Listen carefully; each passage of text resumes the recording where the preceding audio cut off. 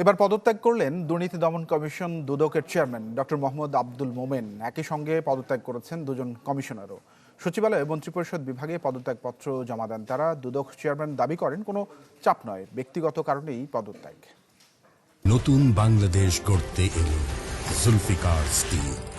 Zulfikar still, ইস্পাত দৃঢ় অঙ্গীকার।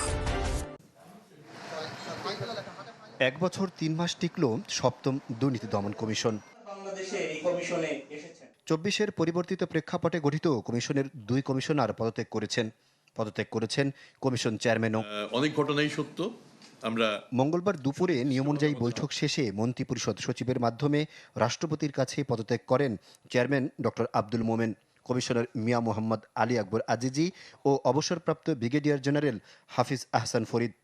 আলহামদুলিল্লাহ, খুব ভালো জার্নি ছিল। যতটুকু সময় পেয়েছি কাজ করে গেছি। বাকি কাজ তো ফুরোবে না। বাকি কাজ ইনশাল্লাহ নতুন কমিশন আসবে তো করবে। কারণ জানতে চাইলে সংস্থাটির চেয়ারম্যান জানায়, চাপে নয়, ব্যক্তিগত কারণে পদত্যাগ করছেন তিনি। আমাদের পদত্যাগের বিশেষ কোনো কারণ নেই। আমরা অনুভব করেছি যে এই পরিবর্তনের পর নির্বাচিত যে সরকার, সেই সরকারেরও প্রত্যাশা রয়েছে। সরকার তার সেই প্রত্যাশা মিট আপ করার জন্য নিশ্চয়ই আমাদের চেয়ে অধিকতর যোগ্য কমিশন এখানে স্থাপন করবেন। কারা নিয়োগ পাবেন দুদকের 8ম কমিশনে, তাই এখন দেখবার অপেক্ষা। আহমেদ সোহাগ, চ্যানেল 24, ঢাকা।